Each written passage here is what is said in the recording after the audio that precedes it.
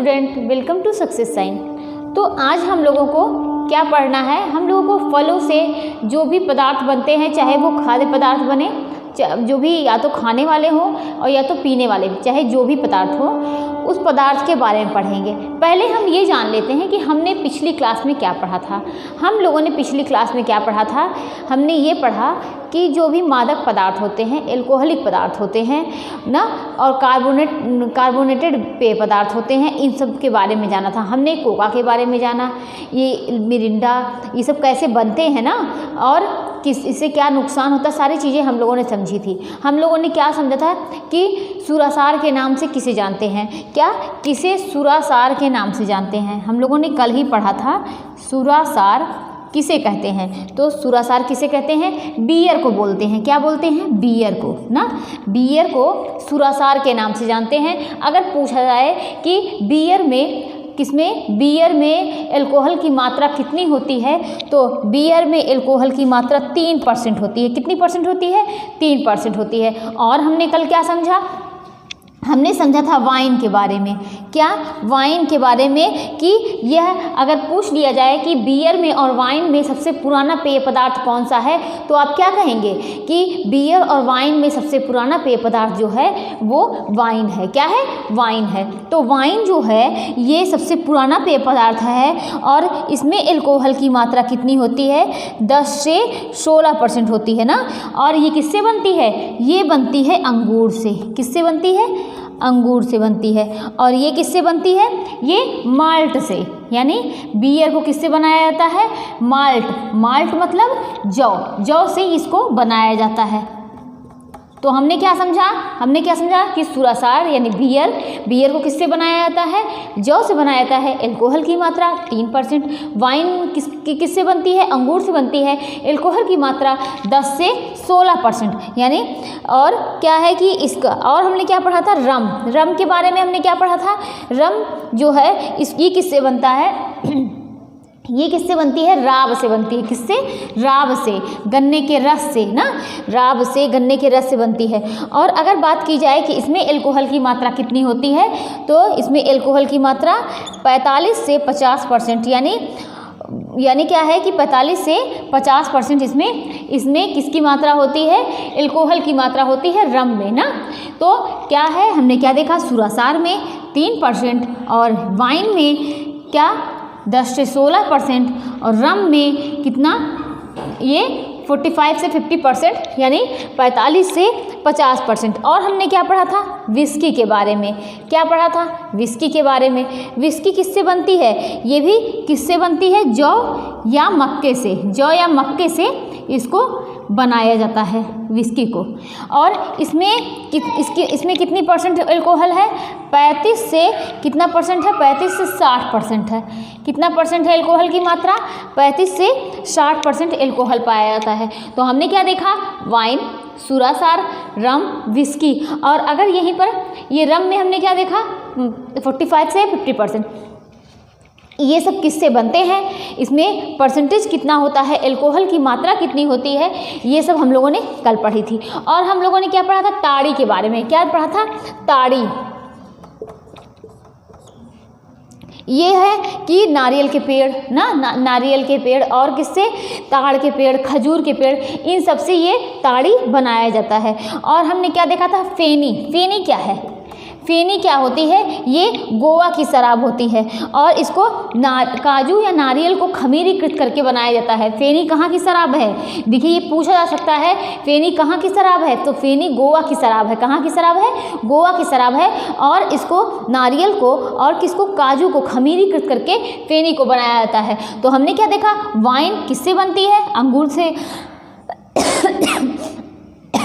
Alcohol की मात्रा 10 से 16%। सुरासार, इसको क्या बोलते हैं, माल्ट बोलते, इसको सुरासार किसको बोलते हैं, बियर को बोलते हैं। ये किससे बनती है, माल्ट या जौ से बनती है ना।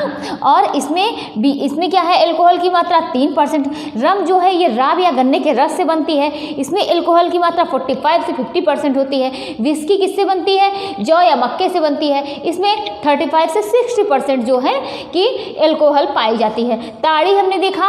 और अब हमने क्या देखा, फेनी जो है कहाँ की है, फेनी जो है ये कहाँ की, गोवा की शराब होती है ना। और ये किससे बनती है, काजू या फेनी काजू या किससे, नारियल से ये बनती है। और इसको मतलब करके बनता है क्या, खमीरीकृत करके बनता है। उसके बाद हमने क्या देखा, जीन हमने पढ़ा था। जीन क्या होता है और जीन किससे बनती है, ये गेहूँ या किससे, गेहूँ या जौ से बनती है। और इसमें एल्कोहल की मात्रा कितनी होती है, इसमें एल्कोहल की मात्रा 30 से 45 होती है। कितनी, 45% होती है एल्कोहल की मात्रा जीन में। और हमने क्या देखा था कि ब्रांडी के बारे में देखा था। ब्रांडी किससे बनती है, तो ब्रांडी जो होती है ये किससे बनती है, ये अंगूर से बनती है। किससे बनती है, अंगूर से बनती है। और ये किससे बनती है, अंगूर से बनती है। और ब्रांडी में एल्कोहल की मात्रा 40 से 45% होता है। कितना, 40 से 45% कितनी, क्या एल्कोहल की मात्रा होती है। देखिए सब हम लोग क्या है, एक बार रिवाइज कर ले रहे हैं। हमने वाइन देखा, सुरासार देखा, रम देखा, विस्की देखा, ताड़ी, फेनी, ये सब क्या है, एल्कोहलिक पदार्थ है ना, जो क्या करते हैं कि नशा मतलब इसको पीने से क्या होती है, नशा होती है। तो क्या होता है, ब्रांडी क्या है, किससे बनती है, अंगूर से बनती है। और इसमें एल्कोहल की मात्रा 40 से 45। और ये क्या है, अगर पूछ लिया जाए एक क्वेश्चन कि इन सब में जितनी चीज़ें हैं, इन सब में सबसे कौन सी चीज़ ऐसी है, कौन सी एल्कोहल पदार्थ ऐसी है, कौन से मादक पदार्थ ऐसे हैं जो जितना पुराना होता जाएगा उतना अच्छा होता जाएगा, तो कौन सा है इसमें, ब्रांडी जो है ये जितनी पुरानी होती जाती है उतनी अच्छी होती जाती है। ब्रांडी जो है जितनी पुरानी होती जाती है और वो क्या होती है कि उतनी बढ़िया होती जाती है। इसमें एल्कोहल की मात्रा 40 से 45%। अब क्या देखते हैं, देसी शराब जो होती है, देसी शराब में एल्कोहल की मात्रा कितनी होती है, ये भी 40 से 45% होती है। कितनी, 40 से 45%। अगर पूछ लिया जाए कि इसमें इन सब में मतलब देसी शराब को और किस नाम से जानते हैं, या ये पूछ लीजिए IMCL मतलब किसे कहते हैं, या इसे मतलब इस नाम से किसे जानते हैं, तो क्या कहेंगे कि IMCL को क्या बोलते हैं, देसी शराब, यानी ये इंडिया मेड कॉमर्शियल लिकर, क्या है, IMCL India made commercial liquor है। क्या है, इंडिया मेड कॉमर्शियल लिकर, देसी शराब को बोलते हैं। तो ये क्या हमने देखा, इसमें एल्कोहल की मात्रा कितनी है, 40 से 45%। और IMCL बोलते हैं ये क्या, इंडिया में बनती है, इंडिया मेड कॉमर्शियल लिकर। और क्या हमने देखा था, ताड़ी हमने देखा ना। और जो ताड़ी था कहाँ, ये हमने ताड़ी देखा, ताड़ी में एल्कोहल की मात्रा कितनी होती है, ये 5 से 6% होती है। कितनी, 5 से 6% इसमें एल्कोहल की मात्रा होती है। तो ये सब चीज़ें हम लोगों ने कल पढ़ी थी और बहुत अच्छे से डिटेल में हम लोगों ने पढ़ा था ना। और आज हम लोग क्या देखेंगे, और उससे जुड़े देखिए हम लोगों ने कल जो है इससे जुड़े कुछ क्वेश्चन भी किए थे ना मादक पदार्थ से। अब आज हम लोग क्या देखेंगे, फलों से बनने वाले पदार्थ, फलों से बनने वाले पदार्थ कौन से होते हैं, इसके बारे में हम लोग देखेंगे। क्या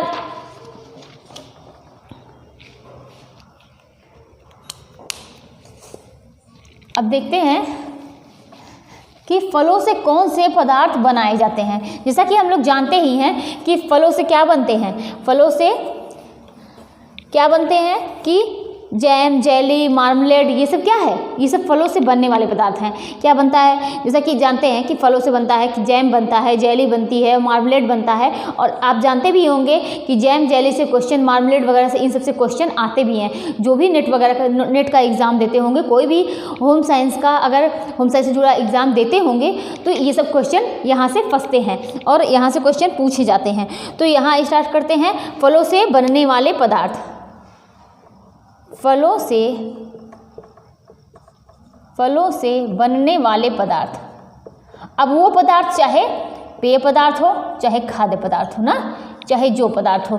तो अब देखते हैं कि इससे क्या होता है, स्क्वैश जो होता है यह किसी भी फल के रस से बनाया जाता है, चाहे वो फल चाहे जो भी हो, लेकिन ये फलों के रस से बनाया जाता है।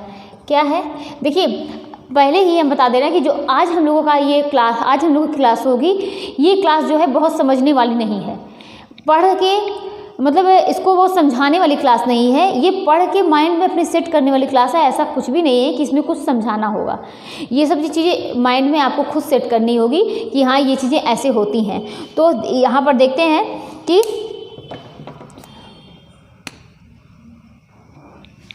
ये क्या होता है कि स्क्वैश,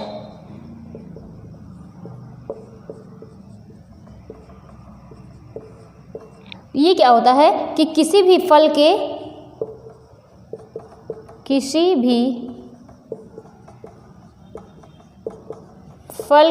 रस से, किसी भी फल के रस से उसका स्क्वैश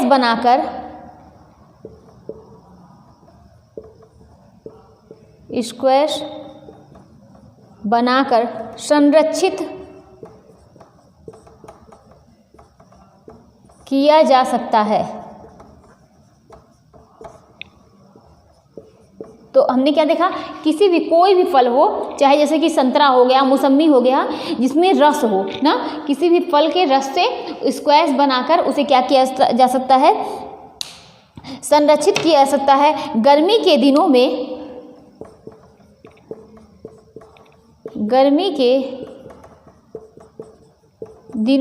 स्क्वैश का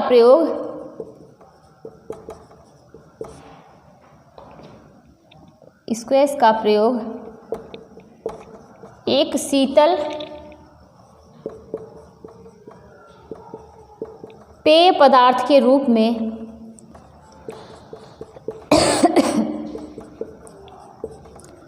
किया जाता है। तो हमने क्या देखा कि गर्मी के दिनों में इसका एक शीतल पेय पदार्थ के रूप में इसका उपयोग या इसका प्रयोग किया जाता है। किसका? स्क्वैश का। और स्क्वैश बनाने की, अब इसकी विधि कैसे होती है देखते हैं। स्क्वैश बनाने की विधि देखिए कैसे है, स्क्वैश बनाने की विधि। अब ये देखते हैं कि इसमें क्या करते हैं। पहले देखिए, पहले क्या करेंगे कि फलों का चयन करेंगे, फलों का चयन करेंगे ना। पहले नंबर पे क्या करते हैं, स्क्वैश बनाने के लिए ये क्या है, एक प्रकार का पेय पदार्थ है। और ये गर्मी के दिनों में यह मतलब इसको पिया जाता है। ये शीतल पेय पदार्थ होता है। क्या होता है? शीतल पेय पदार्थ होता है, ठंडा।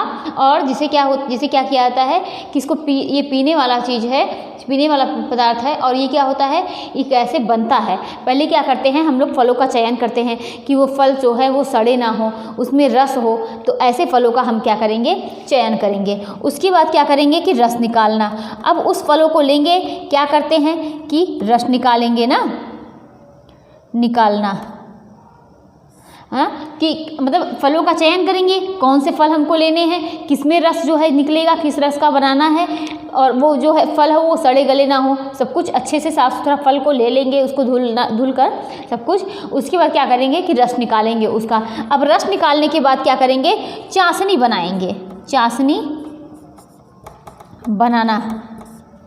अब चाशनी बनाएंगे, जो चाशनी बनती रहेगी ना, चाशनी बनती रहेगी, उसमें क्या करेंगे, रस को मिला देंगे। तो चाशनी बनाना। उसके बाद क्या करेंगे कि रस को मिश्रित करना, रस को मिश्रित करना, रस को क्या करेंगे कि मिला देंगे। उसके बाद क्या करेंगे कि उसमें कुछ कलर मिला देंगे, क्या करेंगे, रंग मिलाएंगे।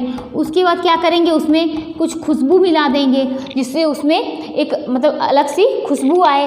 तो क्या करेंगे, उसमें खुशबू मिला देंगे। और क्या करेंगे, खुशबू मिलाना। अब जब ये बनकर तैयार हो गया, हमने क्या किया कि बनाने की विधि में हमने कैसे बनाया, पहले फलों का चयन किया। उसके बाद क्या करेंगे, उस फलों का रस निकाल लेंगे। उसके बाद क्या करेंगे, फलों का रस निकाल कर तैयार हो गया। जब फल के रस निकल गए, उसके बाद हम लोग क्या करेंगे कि पहले चाशनी बनाएंगे। चाशनी बनाया, चाशनी बनने के बाद क्या हुई कि उसमें फलों के रस को मिला लेंगे। चाशनी बनाना, फिर रस को उसमें मिश्रित किया, रस को जो हमने रस निकाल के रखा था उसमें उसको मिक्स किया।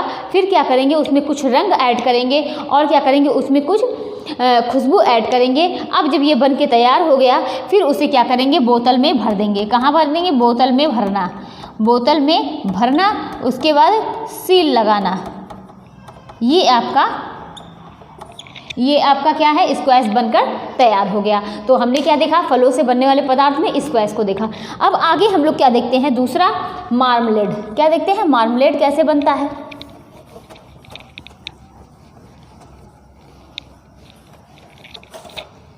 अब मार्मलेड देखते हैं।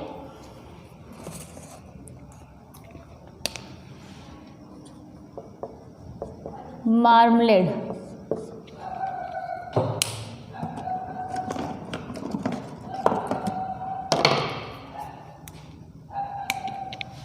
यह सदैव खट्टे,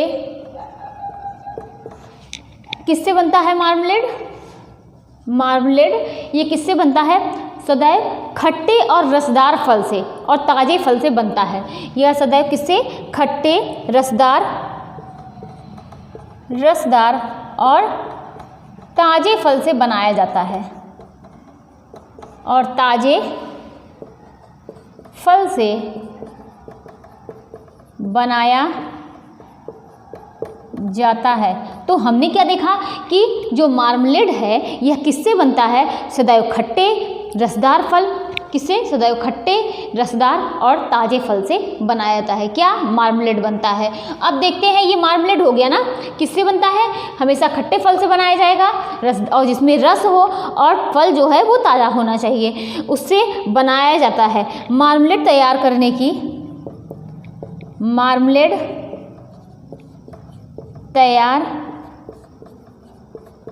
करने की विधि किससे, विधि जैम जेली के तैयार करने की विधि से मिलती जुलती है। विधि जैम जेली के, जैम जेली के तैयार करने की विधि से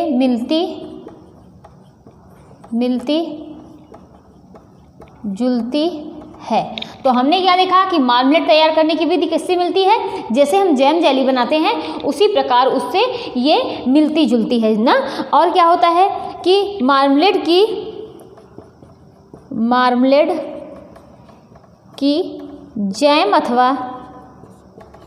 जैम अथवा जेली से केवल किस चीज़ में भिन्नता है, केवल इतनी भिन्नता है कि यह केवल किससे, खट्टे फल, यह केवल खट्टे तथा रसदार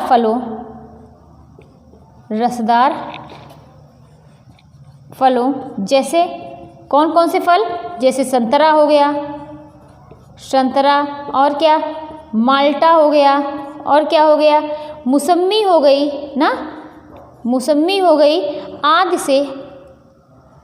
आदि का ही बनाया जाता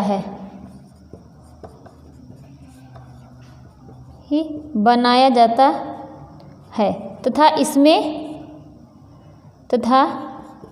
इसमें फलों के छिलकों को भी साफ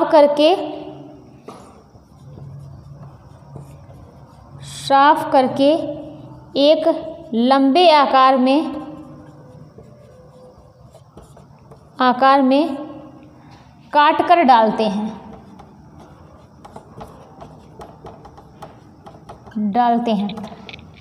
तो हमने क्या देखा, ये मार्मलेड के बारे में।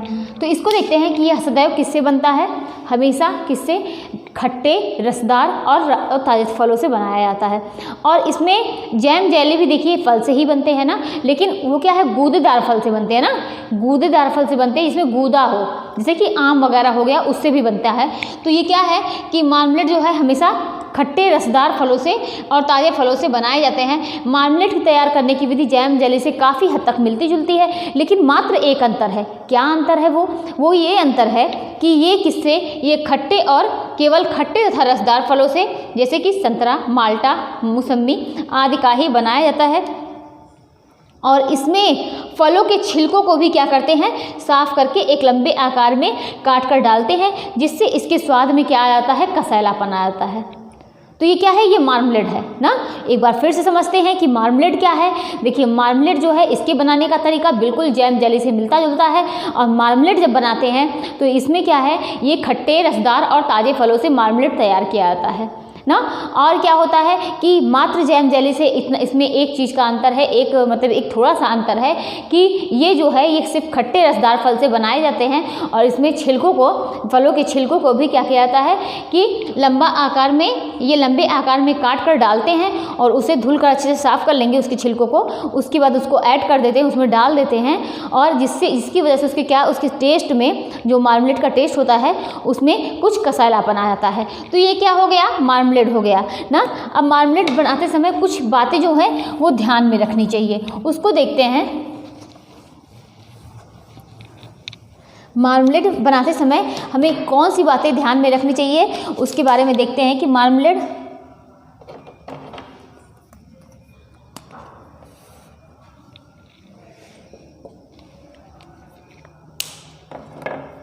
फल, चाहे हम फल का बना रहे हैं चाहे सब्जियों का बना रहे हैं, वह ताज़े और दाग रहित होने चाहिए, मतलब सड़े गले ना हो, ये चीज़ें होनी चाहिए। फल यहाँ लिख दीजिए कि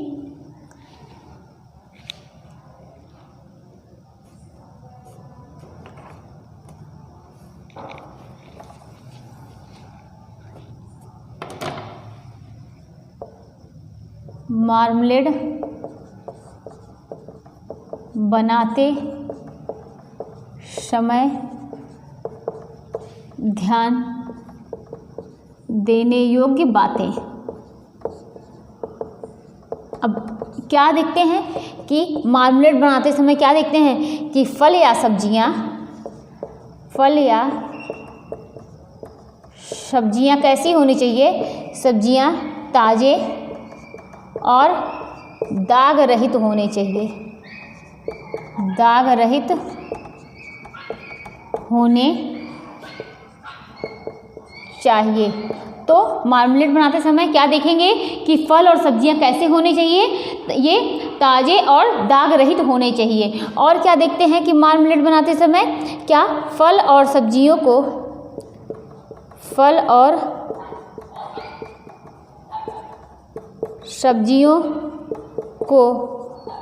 काटने से पहले क्या कर देना चाहिए, धो लेना चाहिए, धो लेना। ये तो कॉमन सी बात है कि इसको ऐसा सब लोग जानते हैं, चाहे वो आप सब्जी बना रहे हैं, चाहे वो फल का कोई भी डिश बना रहे हैं, पहले काटने से पहले क्या कर लेना चाहिए, पहले उसे धो लेना चाहिए। तो फल और सब्जियों को क्या, काटने से पहले धो लेना चाहिए, क्योंकि अगर आप काटने के बाद धोएंगे, क्योंकि काटने के बाद अगर आप धोते हैं तो उसके पौष्टिक तत्व जो होते हैं वो नष्ट हो जाते हैं। काटने के बाद धोने से पौष्टिक तत्व क्या हो जाते हैं, नष्ट हो जाते हैं ना। तो हमने क्या समझा कि मार्मलेड बनाते समय कुछ बातें ध्यान में रखनी चाहिए। जो मार्मलेड बनाते हैं तो उस टाइम क्या करना चाहिए कि फल जो हैं, वो जो भी आप फल ले रहे हैं या सब्जियां ले रहे हैं, वो बहुत साफ़ सुथरे हों, वो गंदे ना हो, उनको आप धुल लें। और वो क्या है, ताज़े और क्या होने चाहिए, दाग रहित होने चाहिए, वो सड़े गले ना हो। दूसरा हम लोगों ने क्या करना चाहिए कि जब भी आप बनाइए तो आप क्या करिए कि पहले उसको काटने से पहले आप धो लें, क्योंकि काटने के बाद जो है आपको धुलने से उसकी पौष्टिक तत्व क्या होती है, नष्ट हो जाते हैं। और क्या देखते हैं कि शक्कर को तभी मिलाइए जब, अगर इसमें शक्कर ऐड करते हैं तो शक्कर को कब मिलाना चाहिए, तभी मिलाना चाहिए जब फल या सब्जियां पूर्ण रूप से गल जाएं, तभी मिलाना चाहिए जब फल और सब्जियां क्या हो, पूर्ण रूप से गल जाएं,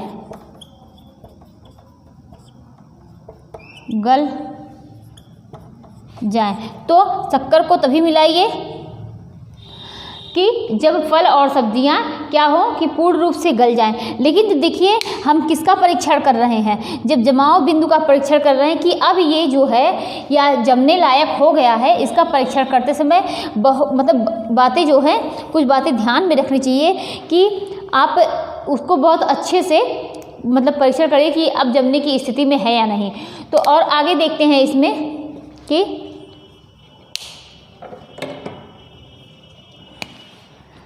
जमाव बिंदु का परीक्षण करते समय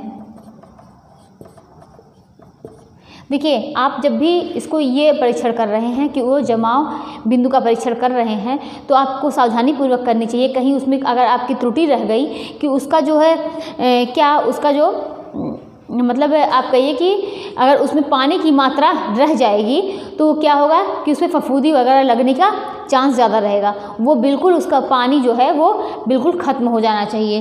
तो जमाव बिंदु का परीक्षण जो है बहुत सावधानी पूर्वक करना चाहिए। सावधानी पूर्वक करना चाहिए। यदि परीक्षण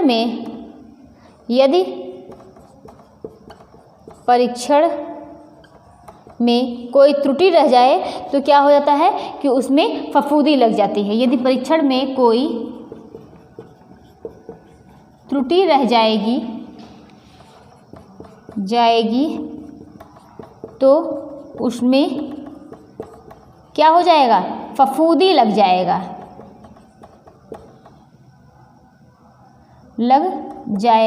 मतलब क्या है कि उसमें पानी की मात्रा जो है बिल्कुल समाप्त हो जाए। अगर पानी की मात्रा समाप्त नहीं होगी तो वो जल्दी खराब हो जाएगा ना। तो आप जब भी बनाइए तो देखिए, मार्मलेट बनाते समय कुछ बातें आपको ध्यान में रखनी चाहिए। फल जो है वो ताज़े होने चाहिए, बिल्कुल भी सड़े गले नहीं होने चाहिए। फल जब आप लीजिए तो पहले उसको धुल लीजिए, उसके बाद बनाइए। अगर आप उसको काटने के बाद मतलब उसके बाद काटिए।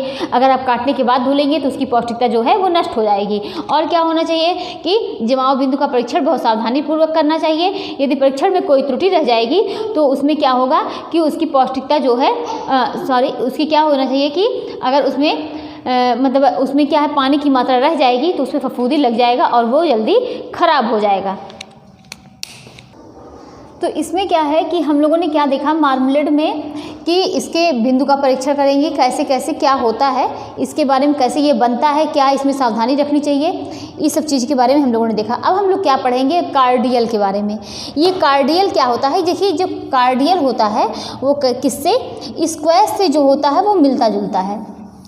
किससे, स्क्वैश से मिलता जुलता है। इसमें मात्र एक अंतर क्या होता है, जो स्क्वैश में फलों का जो रस था उसे निथारा नहीं जाता था, लेकिन जो कार्डियल बनाते हैं उसमें क्या होते हैं, इसमें फलों के रस को निथार कर यूज़ करते हैं। मात्र इतना अंतर होता है। तो क्या देखते हैं, कार्डियल इसको देखते हैं कि कार्डियल में क्या होता है कि ये किसके समान होता है, यह किसके समान, स्क्वैश के समान होता है। स्क्वैश के समान होता है। तो कार्डियल क्या होता है, किसके समान होता है, स्क्वैश के समान होता है ना। तो ये क्या होता है कि इन दोनों के बीच मात्र किस चीज़ का अंतर होता है, इन दोनों किसके, कार्डियल और स्क्वैश के, इन दोनों के बीच किसका, मात्र एक अंतर होता है। एक अंतर होता है। वो भी किस बात का अंतर होता है, वो भी इस बात का अंतर होता है कि जब कार्डियल का जब यूज़ बनाते थे तो उसमें फलों के रस को क्या करते थे, निथारते नहीं थे ना। और जब इसको बनाएंगे, जब स्क्वैश को बना रहे थे तो फलों के रस को क्या करते थे, नहीं निथारते थे। लेकिन जब कार्डियल को बनाएंगे तो फलों के रस को निथार कर बनाएंगे। तो एक अंतर होता है, क्या होता है कि स्क्वैश तैयार करते समय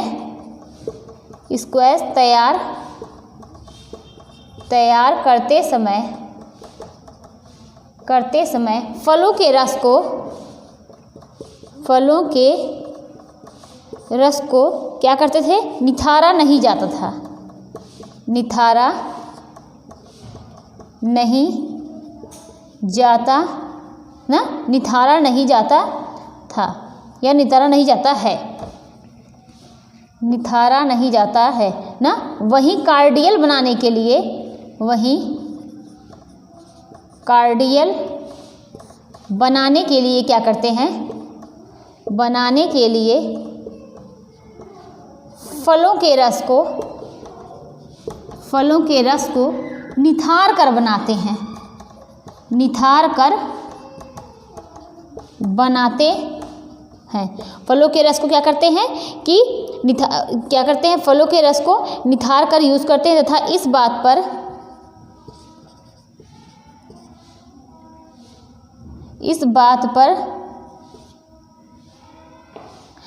बात पर ध्यान रखते हैं कि रस में कोई भी गूदे का रस न रह जाए।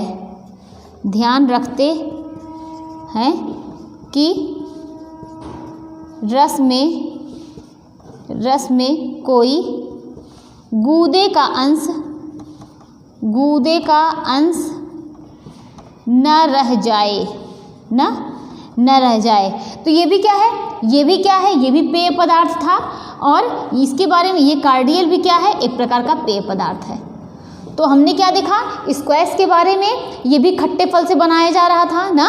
इसको क्या हमने पढ़ा था, खट्टे फल से, ताजे फल से बनाया जाता था। लेकिन इस कार्डियल भी उसी तरीके से बनाया जाता है। इसमें क्या देखा था हम लोगों ने कि मौसम्मी वगैरह, संतरा से, इन सब से बनाया जाता है। और इन दोनों में मात्र एक अंतर क्या है कि इसे बनाते समय हम लोग निथारते नहीं थे और इसे बनाते समय, कार्डियल बनाते समय निथारेंगे और क्या करेंगे कि देखेंगे कि कहीं कोई गूदे का अंश न रह जाए कोई भी।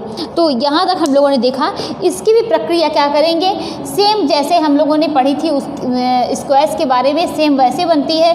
क्या करते हैं, फलों का चयन करेंगे, रस निकालेंगे, चाशनी मिलाएंगे और क्या होगा कि चाशनी बनाएंगे, फलों का रस निकालेंगे और क्या फलों को चुनेंगे ना, फलों को चुनेंगे और क्या करेंगे कि रस निकालेंगे, फिर चाशनी बनाएंगे, फिर उसमें रस मिलाएंगे।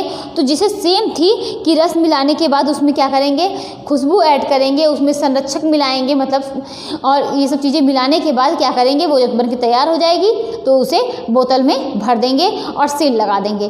तो ये सब चीज़ें सेम वही प्रोसेस है, सारी चीज़ें सेम हैं। तो यहाँ पर अब हम लोगों ने क्या देखा, ये कार्डियल के बारे में। अब क्या देखते हैं, कुछ बातें और पढ़ेंगे कि कुछ अन्य बातें ना क्या है उसमें,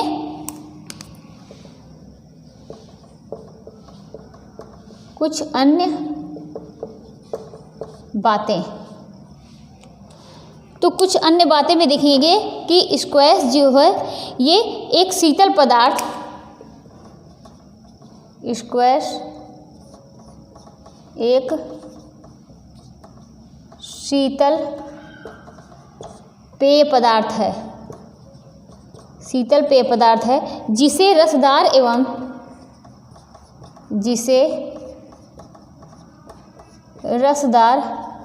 एवं सुगंधित फलों का छिलका उतारकर बनाया जाता है, एवं सुगंधित फलों का छिलका उतारकर बनाते हैं, छिलका उतारकर बनाया जाता है। अब मार्मलेड देखते हैं।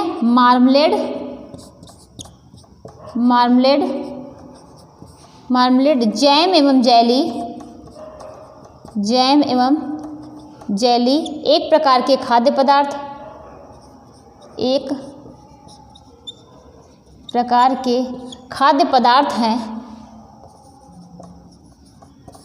खाद्य पदार्थ हैं। इन्हें सदैव खट्टे रसदार फलों से बनाया जाता है। इन्हें किससे बनाते हैं, इन्हें सदैव खट्टे रसदार फलों से छिलका सहित बनाया जाता है ना, रसदार फलों से छिलका सहित बनाते हैं।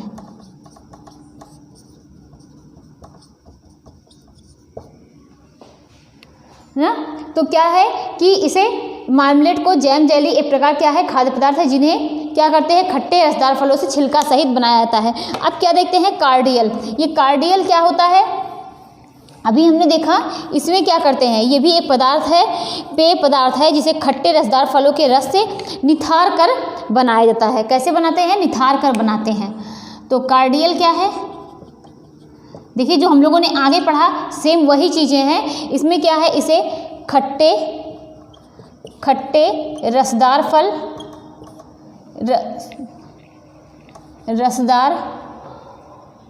रसदार फल को निथार कर बनाते हैं, निथार कर बनाते हैं। और ये क्या है, ये एक पेय पदार्थ है, पेय पदार्थ है।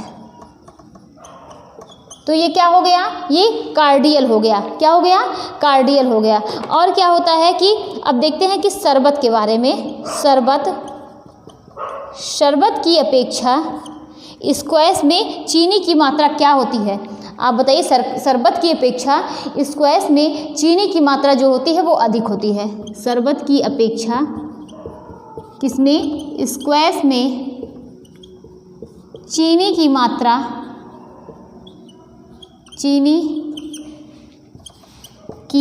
क्या होती है, अधिक क्या होती है, शरबत की अपेक्षा स्क्वैश में चीनी की मात्रा क्या होती है, कम होती है,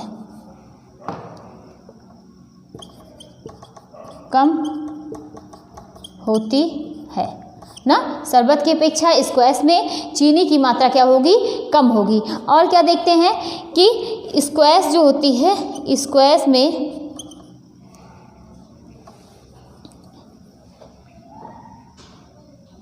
किसमें, स्क्वैश में रासायनिक संरक्षक का प्रयोग किया जाता है, में रासायनिक संरक्षक का प्रयोग किया जाता है। जबकि किसमें, स्क्वैश में क्या करते हैं, रासायनिक संरक्षक का प्रयोग करते हैं। और जबकि शरबत में क्या करेंगे, शरबत में रासायनिक संरक्षक का प्रयोग नहीं करते हैं। रासायनिक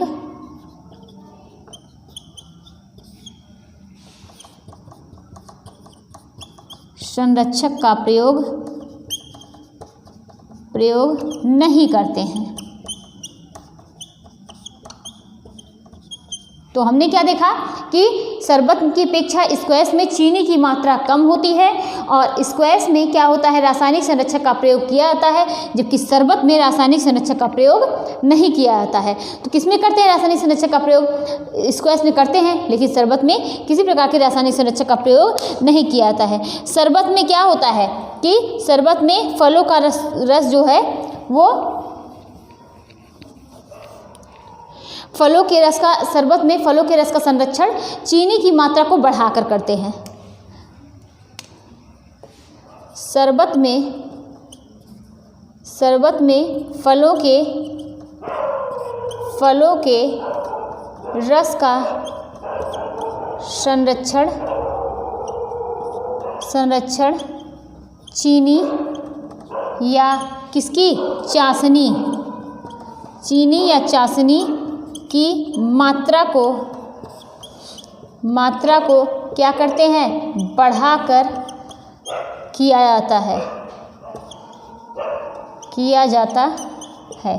तो शरबत में फलों के रस का संरक्षण चीनी या चाशनी की मात्रा को बढ़ाकर किया जाता है। और क्या देखते हैं कि इसमें बढ़ाकर करते हैं प्लेट टेस्ट, यानी कि चाशनी बनकर जब तैयार हो जाती है तो क्या करते हैं, प्लेट टेस्ट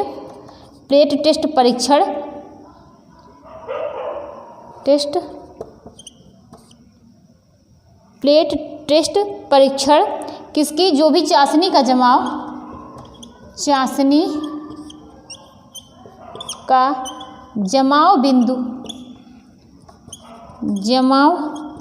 बिंदु ज्ञात करने के लिए किया जाता है,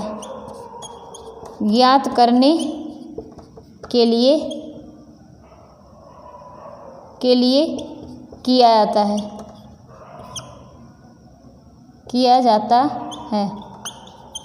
और जो कृत्रिम शरबत होते हैं, कौन से कृत्रिम शरबत होते हैं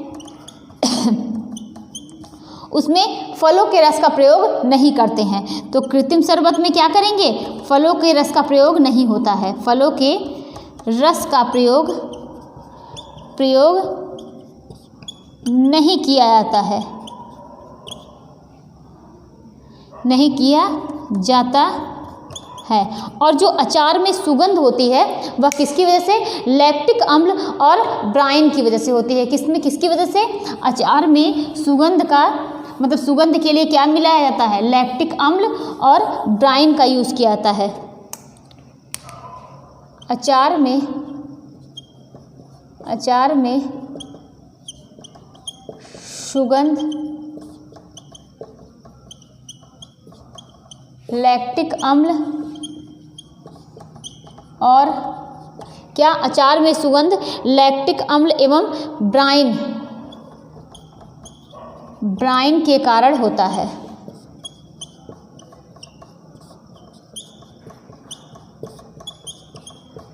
तो अचार में सुगंध किसकी वजह से होता है, लैक्टिक अम्ल और ब्राइन के कारण होता है। तो अब क्या देखते हैं, अब शरबत के बारे में देखते हैं। शरबत जो है, शरबत इसको भी क्या करते हैं, इसको भी फलों के रस, शरबत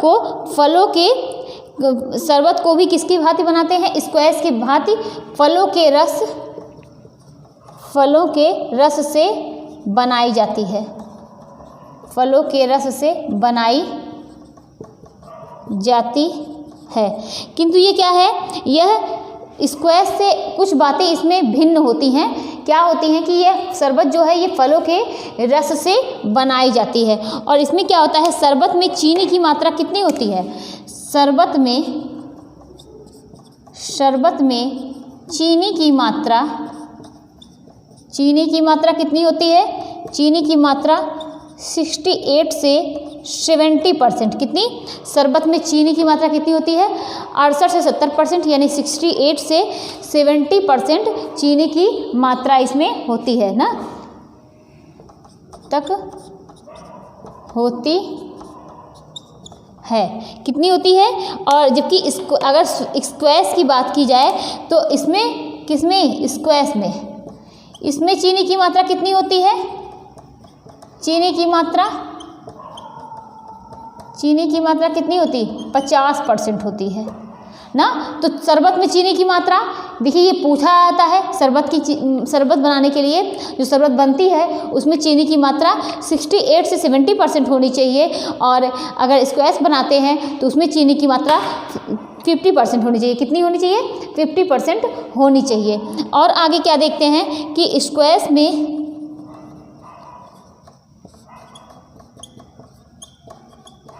फलों के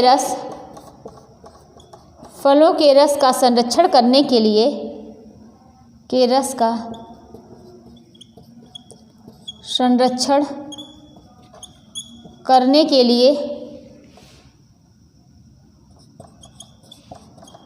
स्क्वैश में फलों के रस का संरक्षण करने के लिए रासायनिक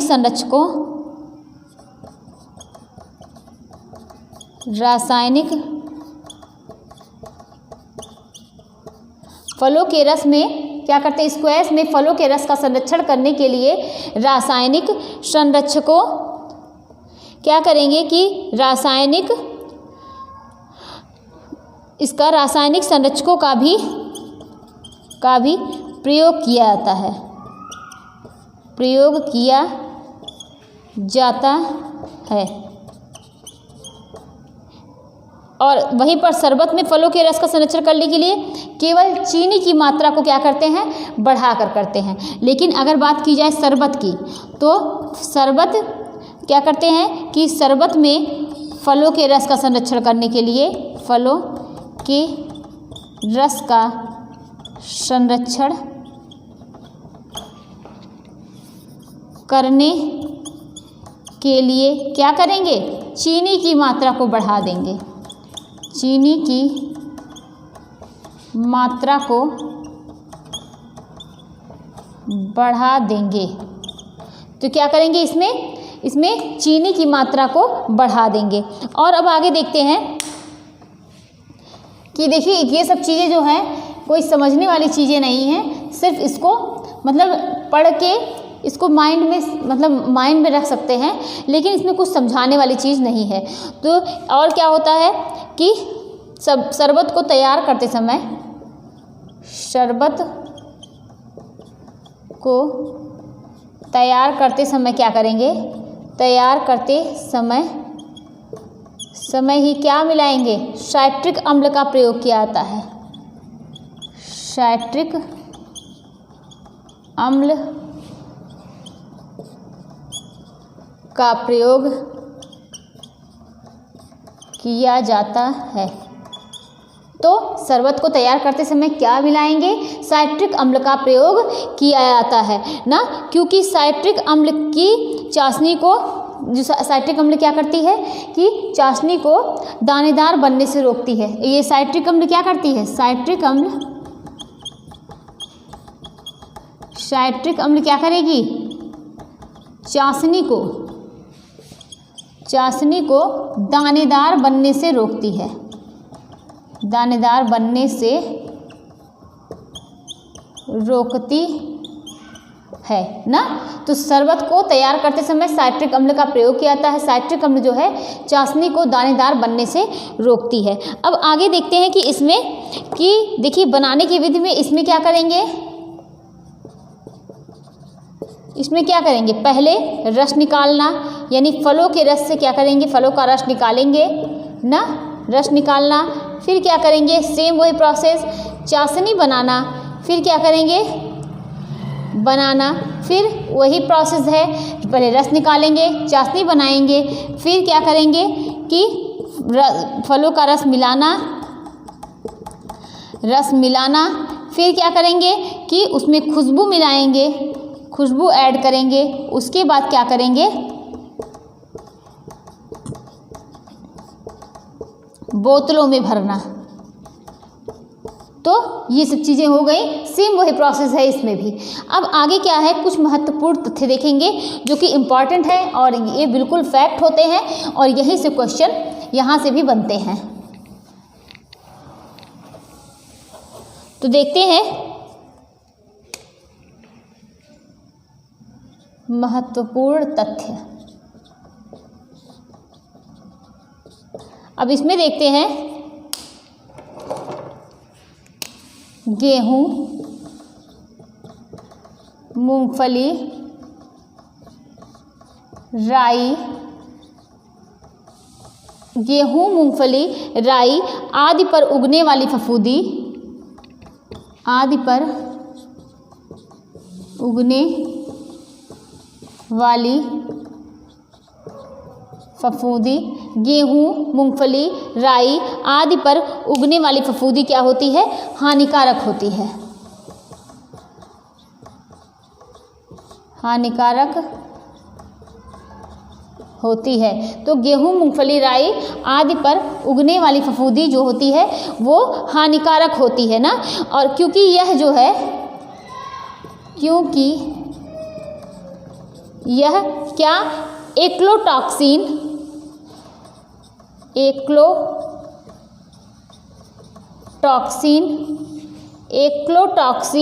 नामक विषैला पदार्थ बनाती है। क्या बनाती है, नामक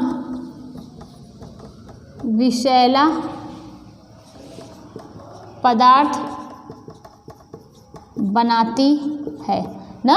और आगे देखते हैं कि अब ये फिर उसके कहते हैं पाश्चुरीकरण में खाद्य पदार्थों को परिरक्षण के लिए,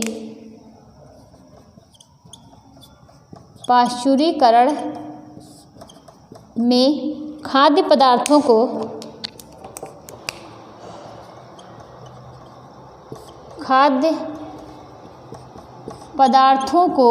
क्या करते हैं, परिरक्षण के लिए किसने 100 डिग्री सेल्सियस से कम तापमान पर नियोजित किया जाता है, नियोजित किया जाता है और दूध का पाश्चुरीकरण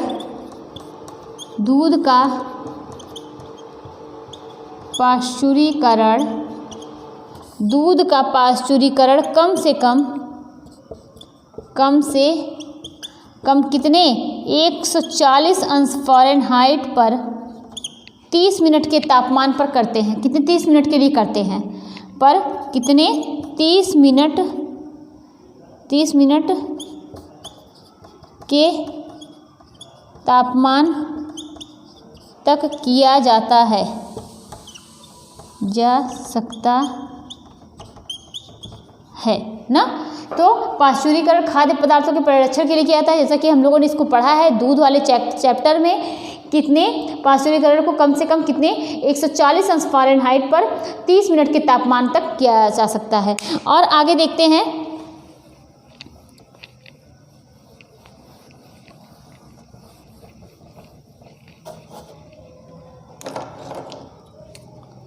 किसका ट्राइब्यूटेइन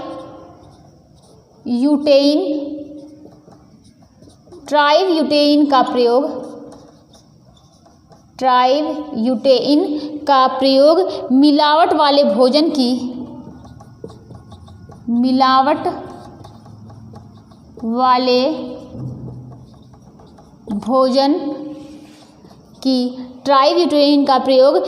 वाले भोजन की सुगंध को बढ़ाने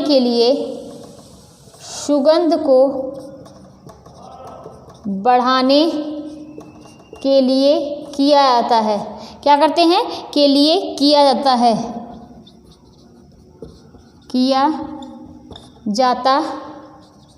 है ना। जबकि हल्दी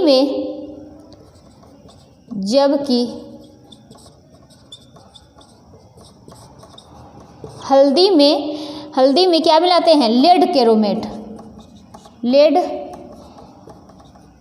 केरोमेट, जबकि हल्दी में लेड केरोमेट या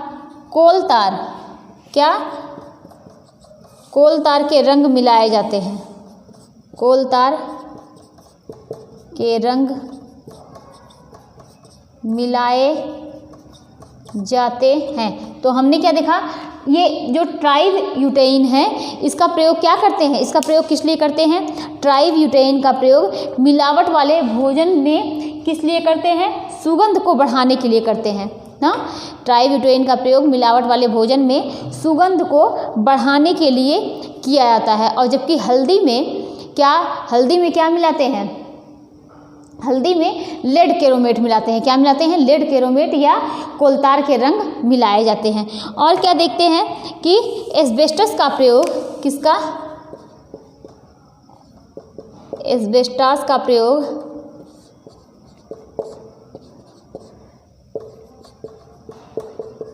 फलों के रस और पेय पदार्थ को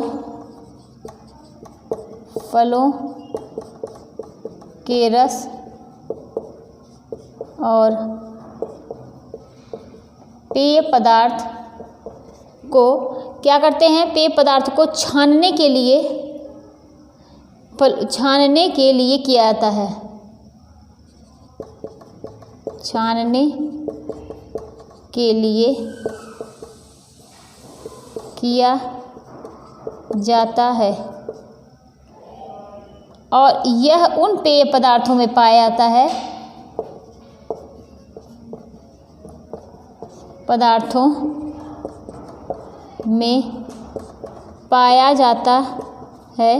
यह उन पेय पदार्थों में पाया जाता है जो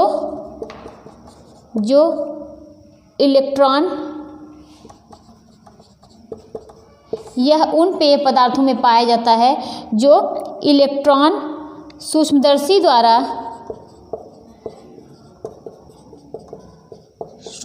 द्वारा भी नहीं देखे जा सकते हैं।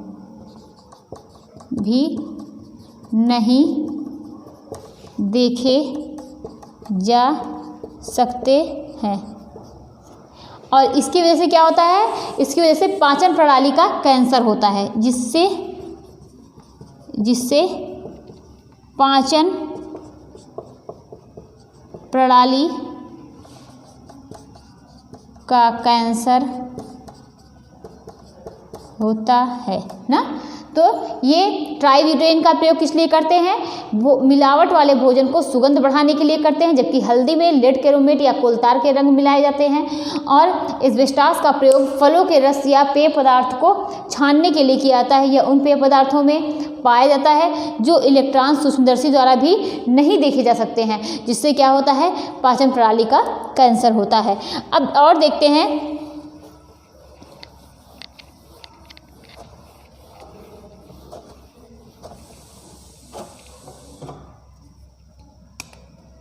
जब चीनी के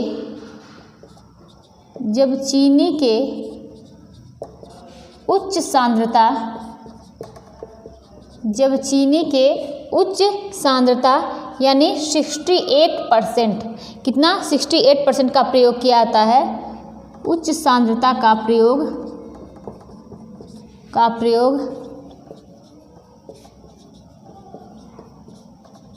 किया जाता है। जब चीनी की उच्च सांद्रता का प्रयोग किया जाता है तो यह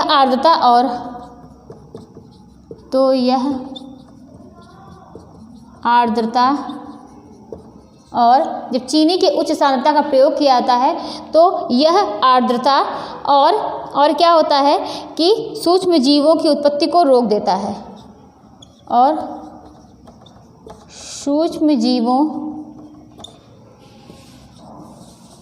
की उत्पत्ति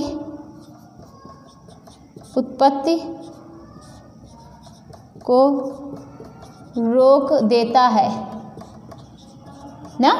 सूक्ष्म जीवों की उत्पत्ति को क्या करता है? रोक देता है। अब और देखते हैं कि नमक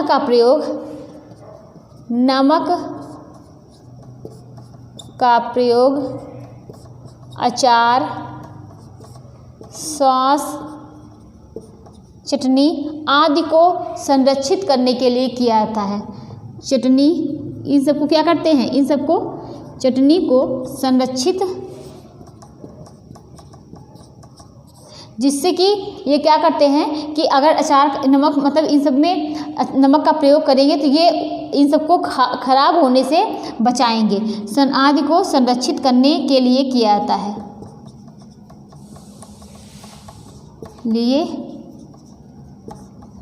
जाता है ना। इसमें उपस्थित क्या होता है?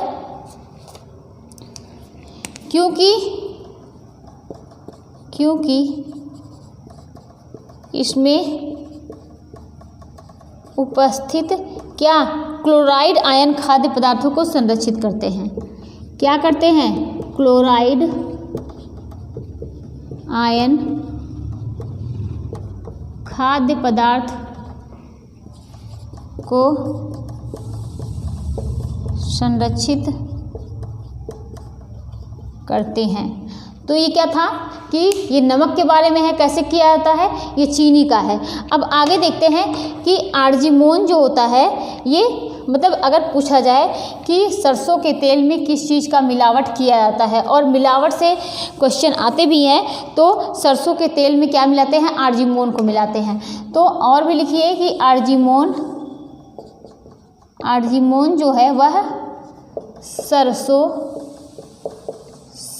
के तेल में मिलाया जाता है, के तेल में मिलाया जाता है। तो आर्जिमोन को कैसे, कहाँ मिलाया जाता है? ये आर्जिमोन जो है वो सरसों के तेल में मिलाया जाता है, ताकि इसकी मात्रा जो है वो बढ़ जाए। किस लिए मिलाया जाता है? ताकि जो है इसकी, यानी सरसों के तेल की मात्रा, इसकी मात्रा बढ़ जाए और स्वाद में क्या हो जाए? जो तीखापन है वो कम हो जाए स्वाद में, ताकि इसकी ताकि क्या हो जाए कि उसकी मात्रा बढ़ जाए, स्वाद में तीखापन क्या हो जाए? कम हो जाए। और क्या है कि ऐसी आइसोथियोसेनाइड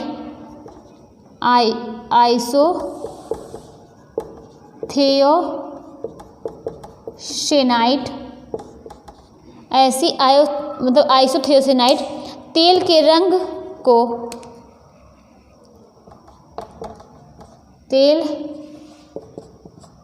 के रंग को आधा करने के लिए मिलाया जाता है। आधा करने के लिए मिलाया जाता है ना। ऐसी आइसोथियोसाइनाइड तेल के रंग को क्या करते हैं, आधा करने के लिए मिलाया जाता है। इससे क्या होता है, इससे कौन सी बीमारी होती है, इससे कौन सी बीमारी होती है, ड्रॉप्सी नामक बीमारी हो जाती है। क्या होती है, ड्रॉप्सी नामक बीमारी हो जाती है। और इसमें क्या होता है, इसमें मतलब जो ड्रॉप्सी नामक बीमारी होती है, इसमें शरीर जो होता है वो ऐंठ जाता है, बिल्कुल ऐंठ जाता है और शरीर में जो होती है वो झंझनाहट होने लगती है। तो ये किसकी वजह से होता है, आइसोथियोसाइनाइड तेल के रंग को आधा करने के लिए मिलाया जाता है। इससे क्या हो जाता है, ड्रॉप्सी नामक बीमारी होती है। कौन सी बीमारी होती है, ड्रॉप्सी नामक बीमारी होती है। और क्या होता है, एगमार्क के बारे में देखते हैं। एगमार्क किसमें, खेती के उत्पादनों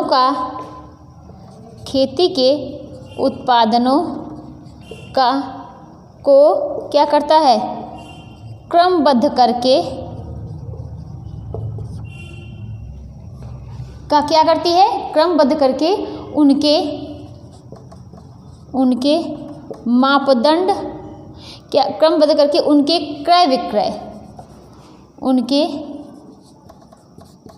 क्रय विक्रय के लिए मापदंड तैयार करती है, मापदंड बनाती है तथा उपभोक्ता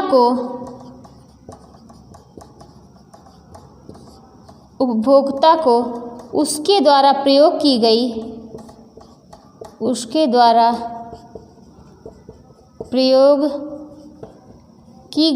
सामग्री की गुणवत्ता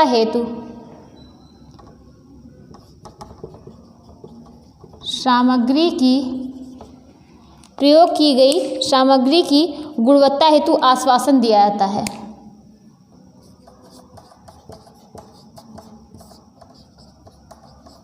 हेतु आश्वासन दिया जाता है ना। तो एगमार्क जो होता है वह खेती के उत्पादनों का क्रमबद्ध करके उसके क्रय विक्रय के मापदंड को बनाती है और क्या करती है, तथा उपभोक्ता को उसके द्वारा प्रयोग की गई सामग्री की गुणवत्ता, मतलब ये सही है, ये गुणवत्तापूर्ण है, सारी चीज़ें के लिए ये एगमार्क जो है, खेती से जो जुड़े चीज़ें होते हैं उसमें एगमार्क जो होता है वो टैग लगाया जाता है ना, एगमार्क का निशान होता है। तो और क्या, देखिए हम लोगों ने पढ़ा भी होगा, अभी नहीं हमने पढ़ा है लेकिन हम लोग के चैप्टर में है, एगमार्क हो गया, ISI मार्क हो गया, हॉल मार्क हो गया। हॉल मार्क किसके लिए होता है, ये आभूषण के लिए होता है ना। तो ये सब चीज़ें जो है हम लोगों के मतलब सिलेबस में है और हम लोगों को पढ़ना भी है और इससे क्वेश्चन देखिए नेट में कई बार क्वेश्चन पूछे गए हैं। तो अब आगे देखते हैं, किण्वक जैव उत्प्रेरक होते हैं, यानी जो इसको क्या बोलते हैं, खमीरीकृत जो होते हैं, ये क्या होते हैं, जैव उत्प्रेरक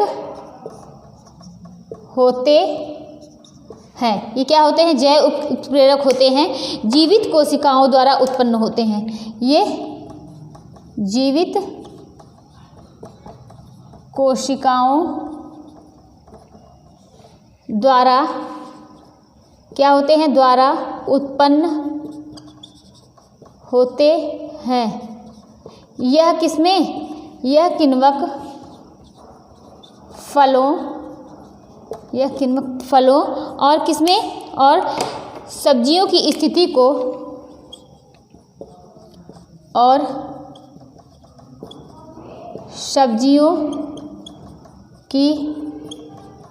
स्थिति को परिवर्तित कर देते हैं। यह क्या होते हैं, यह रासायनिक होते हैं, परिवर्तित कर देते हैं और यह रासायनिक होते हैं। रासायनिक होते हैं। और क्या देखते हैं कि नमी रहित एल्यूमीनियम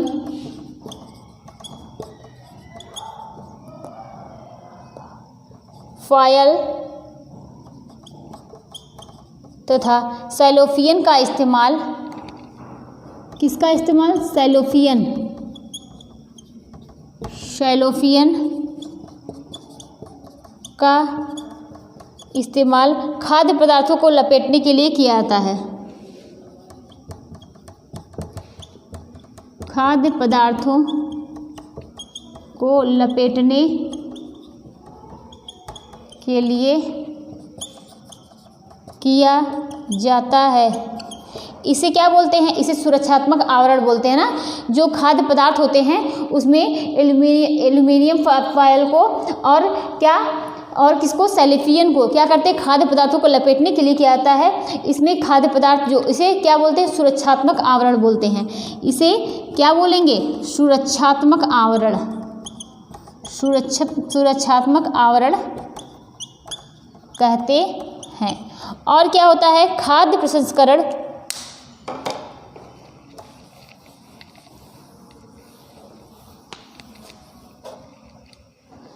और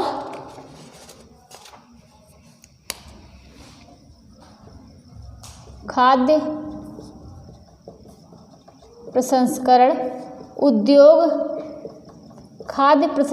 उद्योग मंत्रालय, खाद्य प्रसंस्करण उद्योग मंत्रालय की स्थापना कब हुई थी? खाद्य प्रसंस्करण उद्योग मंत्रालय की स्थापना 1988 में। कब? 1988 में की गई ना। खाद्य प्रसंस्करण उद्योग मंत्रालय की स्थापना कब की गई? 1988 में की गई। और क्या होता है कि की गई, जिसका उद्देश्य क्या था? जिसका उद्देश्य भारत में खाद्य प्रसंस्करण उद्योग के विकास को बढ़ावा देना। भारत में खाद्य प्रसंस्करण उद्योग के विकास को बढ़ावा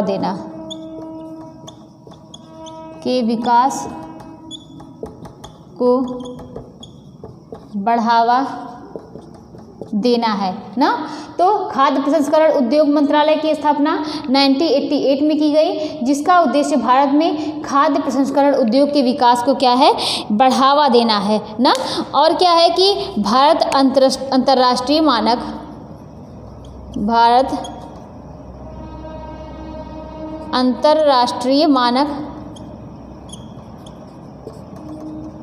मानक परिषद का क्या है? सदस्य है। देखिए ये सब क्वेश्चन जो होते हैं बिल्कुल फैक्ट होते हैं। इस टाइप से क्वेश्चन आते हैं। खाद्य प्रसंस्करण उद्योग मंत्रालय की स्थापना कब हुई थी? 1988 में हुई थी। और इसका उद्देश्य क्या है कि इसके विकास को, खाद्य प्रसंस्करण उद्योग के विकास को क्या होता है? बढ़ावा देना है। और भारत जो है ये अंतर्राष्ट्रीय मानक परिषद का क्या है? सदस्य है। और क्या है कि कोडेक्स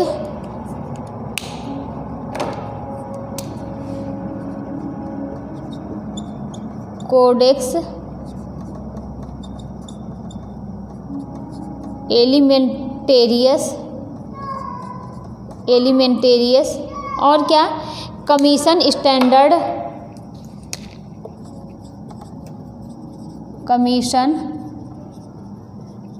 स्टैंडर्ड अंतर्राष्ट्रीय खाद्य मानक है। अंतर्राष्ट्रीय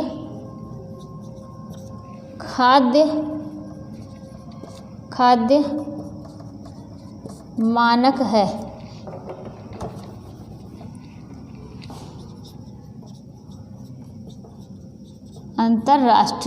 अंतर्राष्ट्रीय क्या है? अंतर्राष्ट्रीय खाद्य मानक है जो खाद्य उत्पादन, जो क्या करता है? खाद्य उत्पादन में सूक्ष्म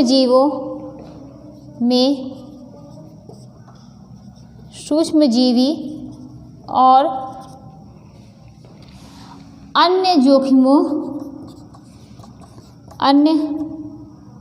क्या करता है कि अन्य जोखिमों की पहचान करके उन्हें रोकता है, पहचान कर उन्हें रोकता है। तो क्या करता है कि उसको पहचान करके उन्हें रोकता है। अगर खमीर की बात की जाए तो ये अधिकतर फलों के रस, चेली, शहद, स्क्वैश आदि मीठे खाद्य पदार्थों पर ही पनपते हैं। मतलब जो खमीर है ये ज़्यादातर किस पे पनपते हैं? इसी फलों के रस और इन सब चीज़ों में पनपते हैं। और क्या होता है, खाद्य पदार्थ खराब होने का मुख्य कारण क्या होता है? हमने पढ़ा था कि अगर आप खाद्य पदार्थ को आप जब संरक्षित कर रहे हैं तो ये ध्यान में दे के करें कि उसमें आर्द्रता न रह जाए। पानी की मात्रा रह जाएगी किसी चीज़ में तो वो जल्दी ख़राब हो जाएगा। तो ये दोनों इस पॉइंट आप नोट करना चाहते हैं तो कर लीजिए। हमने क्या किया कि खमीर अधिकतर फलों के रस और जैम, जेली इन सब चीज़ों पे ज़्यादातर पनपते हैं, मतलब मीठी चीज़ों में ज़्यादातर पनपते हैं। और हमने दूसरा क्या कहा कि ऐसे खाद्य पदार्थ जल्दी ख़राब हो जाते हैं जिसमें आर्द्रता की मात्रा रह जाती है। जैसा कि हम लोग जानते हैं, अगर हम लोगों को खाद्य पदार्थों को संरक्षित करना होता है तो हम लोग क्या करते हैं कि उसको खूब अच्छे से धूप में सुखवा देते हैं ना, कि जिससे वो काफ़ी टाइम तक, अभी आप देखिए होली का समय आ रहा है ना, तो आप देखिए पापड़ वगैरह को रखेंगे तो खूब अच्छे से सुखा कर, कि जिससे उसमें आर्द्रता बिल्कुल भी न रह जाए, उसमें पानी जो है ये सब चीज़ें बिल्कुल सूख जाए। उसके बाद आप ऐसे भी देखिए, कोई भी अगर आप जैसे अनाज वगैरह आप रखते हैं तो उसको स्टोर करके तो उसे क्या करेंगे, अच्छे से सुखवा देते हैं। तो ये क्या है कि अगर पानी की मात्रा होगी तो खाद्य पदार्थ जो होंगे वो जल्दी खराब होंगे। और एक चीज़ देखते हैं कि वर्ष 1973 में, किसमें? 1973 में मांसाहारी भोजन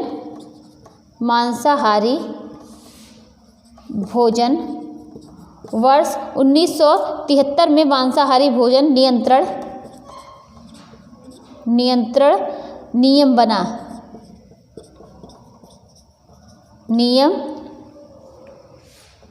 नियम बना जो मांस के उत्पादन तथा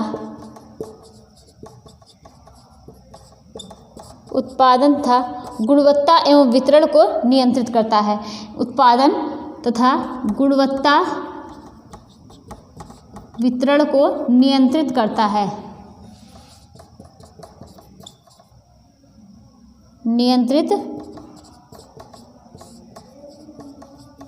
है।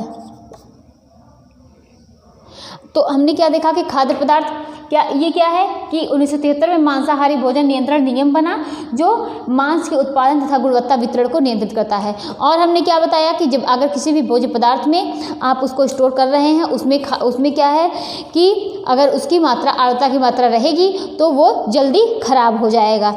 और क्या होता है कि ISI खाद्य पदार्थ, जैसा कि अभी बताया था हमने, एक मार्क के बारे में पढ़ा, तो ISI खाद्य पदार्थों में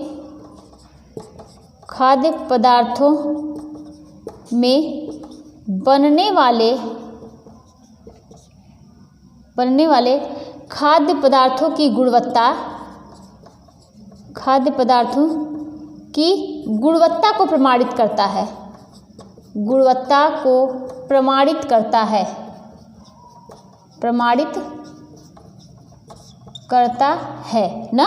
और क्या होता है, अब देखते हैं सोडियम बेंजोएट के बारे में, जो कि आप जानते हैं कि सोडियम बेंजोएट से क्वेश्चन बहुत ज़्यादा पूछे जाते हैं। ये सोडियम बेंजोएट के बारे में हमने पढ़ा भी है। सोडियम बेंजोएट में उपस्थित बेंजोइक अम्ल, सोडियम बेंजोएट में उपस्थित बेंजोइक अम्ल खाद्य पदार्थों को खराब होने से बचाता है।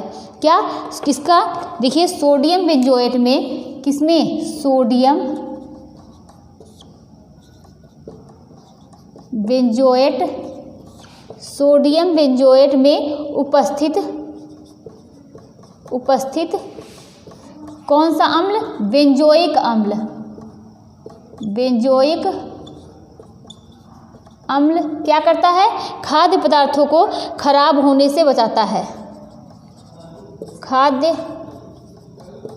पदार्थों को खराब होने से बचाता है। तो सोडियम बेंजोएट में उपस्थित बेंजोइक अम्ल क्या करता है, खाद्य पदार्थों को खराब होने से बचाता है। और सोडियम बेंजोएट जो होता है, सोडियम बेंजोएट पानी में घुलनशील होता है। किसमें, पानी में घुलनशील होता है, घुलनशील होता है। तो सोडियम बेंजोएट पानी में घुलनशील होता है, जबकि पानी में जो ये क्या होता है, जबकि घुलनशील होता है, जबकि अगर इसकी बेंजोइक अम्ल की बात करें तो ये पानी में कम घुलनशील होता है। किसमें, बेंजोइक अम्ल, बेंजोइक अम्ल क्या होते हैं, पानी में कम घुलनशील होते हैं, कम घुलनशील होते हैं ना। तो बेंजोइक अम्ल क्या होते हैं, पानी में कम घुलनशील होते हैं। तो सोडियम बेंजोएट में उपस्थित बेंजोइक अम्ल खाद्य पदार्थों को खराब होने से बचाता है। सोडियम बेंजोएट पानी में क्या होता है, घुलनशील होता है, जबकि बेंजोइक अम्ल पानी में कम घुलनशील होते हैं। तो इतना हम लोगों ने देखा। और देखते हैं, देखिए हम लोगों ने क्या पढ़ा था, जो दाल में मिलावट के बारे में हम लोगों ने पढ़ा था। ये भी क्या है कि जिससे कौन सा रोग होता है, अरहर की दाल में खिसारी वाली दाल जो मिला दी जाती है, तो इसमें क्या होता है, इसमें जो खिसारी दाल का अधिक प्रयोग करने से कौन सा रोग हो जाता है, लेथरिज्म नामक रोग हो जाता है। और इससे क्या होता है, इससे पैर जो होते हैं वह बहुत भारीपन आ जाता है, पैरों में क्या होता है, लकवा मार जाता है ना, वो बिल्कुल काम नहीं करता है। तो ये क्या था। और एक चीज़ और क्या है कि पुरानी दालों में, इसको तो हम लोगों ने पढ़ा है, पुरानी दालों में, पुरानी दालों में क्या मिलाते हैं, पुरानी दालों में मेंटेनिल, पुरानी दालों में मेंटेनिल पीला नामक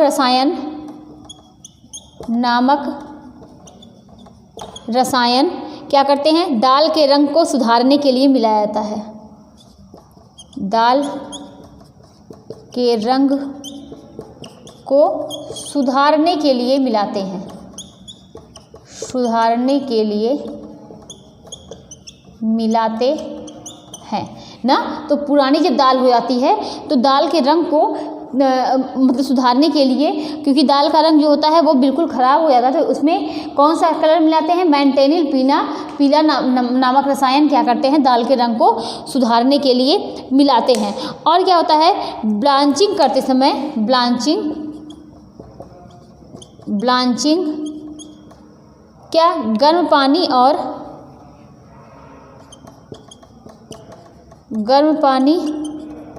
और किसके द्वारा, भाप द्वारा की जाती है। और इससे क्या होता है, ब्लांचिंग करने से क्या होता है कि इसको गर्म पानी और भाप द्वारा की जाती है, जिससे कि जो उसके जीवाणु होते हैं, जिससे खाद्य पदार्थ में उपस्थित जीवाणु जो होते हैं वो नष्ट हो जाते हैं, जिससे खाद्य, देखिए ये भी क्वेश्चन आता है कि ब्लांचिंग कैसे की जाती है। तो क्या किया जाता है ब्लांचिंग करने के लिए, गर्म पानी में जो भी जिस चीज़ का जो चाहे फल हो गई चाहे सब्जी हो गई, जिस चीज़ की ब्लांचिंग करनी हो, तो इन सब चीज़ों में क्या करते हैं, उसको गर्म पानी में मतलब डाल देते हैं, उसके बाद उसको निकाल देते हैं। तो इससे क्या हो जाता है कि गर्म पानी और भाप द्वारा की जाती है, जिससे खाद्य पदार्थ क्या होते हैं, खाद्य पदार्थ में उपस्थित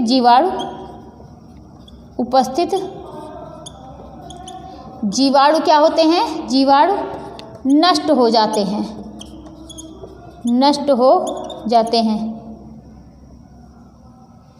और क्या है कि इस विधि द्वारा क्या किया जाता है कि मतलब जो भी खाद्य पदार्थ होते हैं उसे अच्छे से मतलब साफ़ सुथरे ढंग से रखा जाता है। और इस तरीके से ब्लांचिंग जो है ये खाद्य पदार्थों को नष्ट कर, मतलब खाद्य पदार्थों में जो जीवाणु होते हैं उनको नष्ट करने के लिए किया जाता है। और क्या देखते हैं, डिहाइड्रोफ्रीजिंग,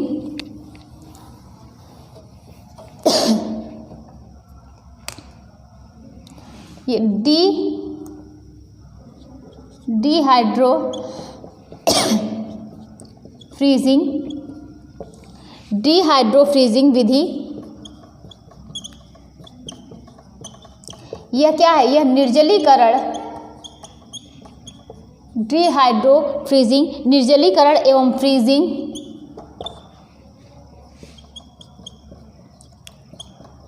फ्रीजिंग की संयुक्त विधि होती है।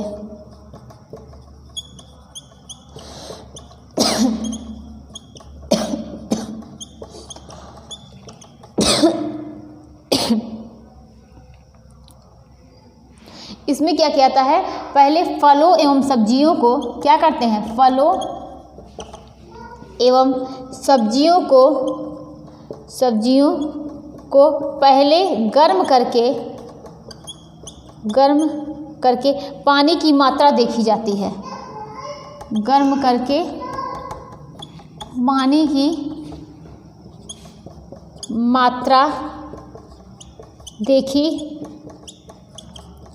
जाती है तथा बाद में फ्रीज़र में रखे जाते हैं। बाद में देखी जाती है तथा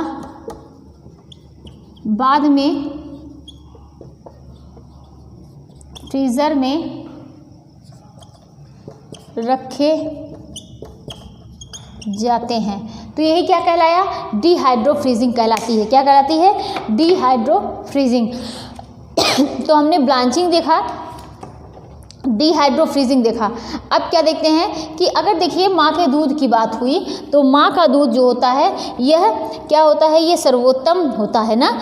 इसमें अगर बात की जाए किसी कारणवश बच्चों को माँ का दूध नहीं दिया जा रहा है तो उनको कौन से पशु का मतलब दूध दिया जाना चाहिए? मतलब जो कि मतलब पशुओं में सबसे अच्छा दूध माना जाता है किसका? गाय का दूध। तो माँ का दूध जो होता है वो सर्वोत्तम होता है। लेकिन अगर किसी कारणवश नहीं मिल पाता तो पशुओं में गाय का दूध जो है वो अच्छा माना जाता है और मतलब उसी के माँ के दूध के अनुकूल ही होता है। लेकिन सेम जो है उसकी पौष्टिकता दोनों की बराबर नहीं हो सकती है। उसके पोषक तत्व जो होते हैं दोनों के बराबर नहीं हो सकते। लेकिन गाय का दूध जो है वो बेस्ट होता है, सारे जानवरों में, सारे पशुओं में बेस्ट होता है। और क्या होता है? गर्भावस्था के दौरान किस चीज़ की मात्रा जो है बढ़ जाती है?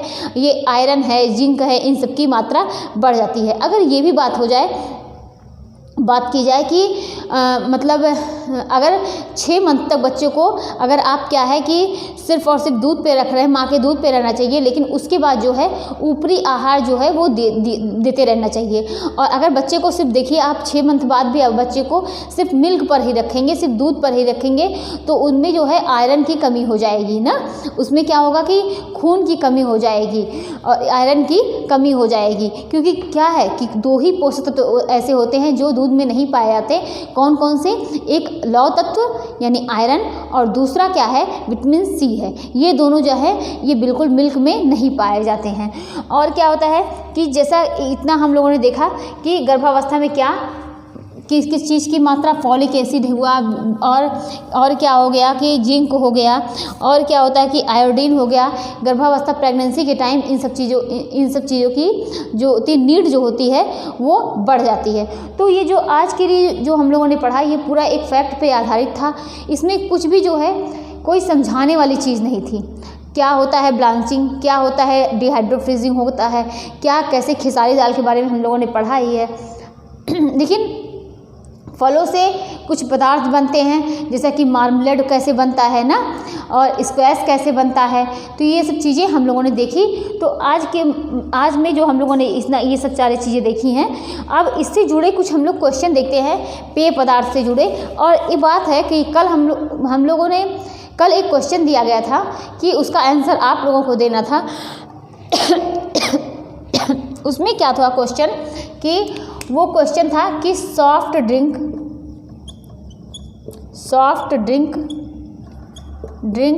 नहीं है। तो इसमें 4 ऑप्शन थे। कौन कौन से ऑप्शन थे? एक कार्बोनेटेड ड्रिंक था। क्या था? Carbonated drink. और दूसरा क्या था? स्पार्कलिंग। तीसरा क्या था? स्पार्कलिंग। तीसरा non carbonated drink, non carbonated drink. और चौथा क्या था? लिकर्स। तो यहाँ पर पूछा था सॉफ्ट ड्रिंक नहीं है ना, नहीं पूछा गया है। तो क्या इसमें ऑप्शन था, इसमें जो है सही ऑप्शन लिकर्स है। क्या है, लिकर्स है। चलिए आज भी कुछ हम लोग क्वेश्चन कर लेते हैं कि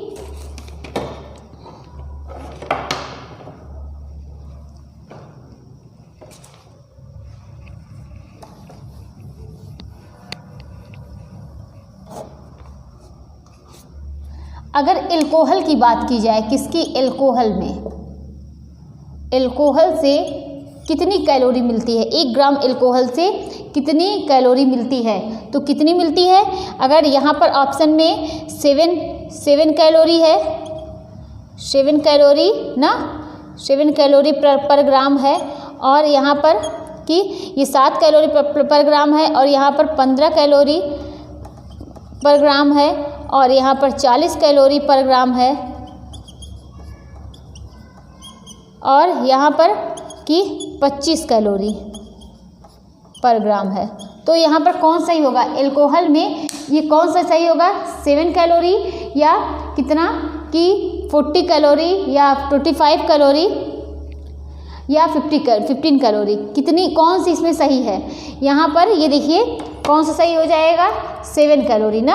हम लोगों ने इसको पढ़ा है क्या, प्रोटीन में किससे हम लोगों को 3 चीज़ों से कैलोरी प्राप्त होती है ना, किससे, प्रोटीन से, और किससे, कार्बोज से, और वसा से। इससे 9.2, इससे 4.2, प्रोटीन से 4.2। तो इतना हम लोगों ने पढ़ा है। तो और अगर यहीं पर इसको भी ऐड कर लीजिए, एल्कोहल से 7 कैलोरी पर ग्राम हमको कैलोरी मतलब पर ग्राम कैलोरी प्राप्त होती है। 1 ग्राम एल्कोहल में कितनी कैलोरी मिलती है, 7 कैलोरी मिलती है, 7 कैलोरी प्राप्त होती है। और आगे देखते हैं कि एल्कोहलिक पेय नहीं है, एल्कोहलिक पेय नहीं है, कौन कौन सा नहीं है। ये पहला ऑप्शन है क्या, विस्की, और दूसरा ऑप्शन क्या है, ब्रांडी। देखिए आज भी हम लोगों ने इस बारे में पढ़ा है। तीसरा ऑप्शन है जिन, और चौथा ऑप्शन है मार्मलेड। अब इसमें से कौन सा ऑप्शन सही होगा, क्या पूछा गया है, एल्कोहलिक पेय नहीं है। तो जैसा कि हम लोगों ने आज भी पढ़ा, कल भी इसके बारे में डिस्कस हुआ, विस्की में भी एल्कोहल की मात्रा होती है, ब्रांडी में भी एल्कोहल की मात्रा होती है, जिन में भी एल्कोहल की मात्रा होती है, लेकिन एल्कोहल की मात्रा किसमें नहीं होती है, मार्मलेड में। ये किससे बनता है, ये फलों से बनाया जाता है। मार्मलेड जो है ये फलों से तैयार किया जाता है। तो यहाँ पर कौन सा ऑप्शन सही हो जाएगा, यहाँ पर चौथा ऑप्शन सही हो जाएगा। और आगे क्या देखते हैं कि बियर में सुरासार की मात्रा, बियर में मतलब जो सुरासार होती है या बियर को ही सुरासार बोलते हैं, इसमें एल्कोहल की मात्रा कितनी होती है, एल्कोहल की मात्रा कितनी होती है, कितनी होती है, 3 से 7% और 20 से 22%, 22%, 25 से 26% और 40 से 45।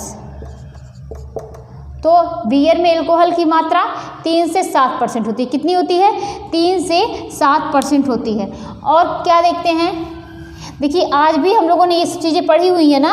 और बियर को कहते हैं, क्या बोलते हैं, बियर को क्या बोलते हैं, बियर को क्या बोलते हैं, बियर को कहते हैं, क्या बोलते हैं, शुरा। और क्या, माल्ट लिकर्स, माल्ट लिकर्स।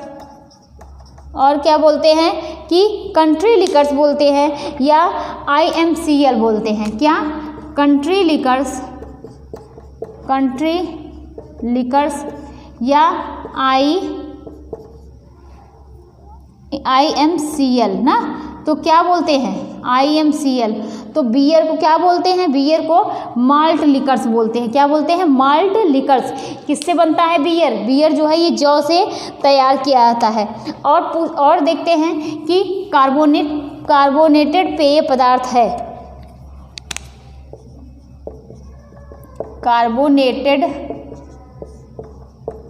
पेय पदार्थ है। क्या है? चाय है, दूध है, सोडा है, सभी। तो कौन सा ऑप्शन सही हो जाएगा? कार्बोनेटेड पेय पदार्थ है। क्या चाय है? नहीं। क्या दूध है? नहीं। क्या सोडा है? हाँ। तो सोडा जो है ये क्या है? कार्बोनेटेड पेय पदार्थ है। क्या है? सोडा कार्बोनेटेड पेय पदार्थ है। और देखते हैं कि कैफीन की प्रकृति होती है। कैफीन की प्रकृति कैसी होती है? कैफीन की प्रकृति सब हम लोगों ने पढ़ा है। होती है, कैसी होती है? क्षार युक्त, क्षार युक्त, और क्या? अम्ल युक्त, अम्ल युक्त, और न्यूट्रल युक्त, और क्या? उदासीन युक्त, उदासीन युक्त। तो कैफीन की प्रकृति कैसी होती है? ये क्षार युक्त होती है। कैसी होती है? कैफीन की प्रकृति कैसी होती है? क्षार युक्त होती है। और क्या देखते हैं कि कैफीन टैनिन हमारे शरीर के लिए नुकसान होता है ना। और ये क्या करते हैं? ये किसके अवशोषण में बाधा उत्पन्न करते हैं? Caffeine tannin,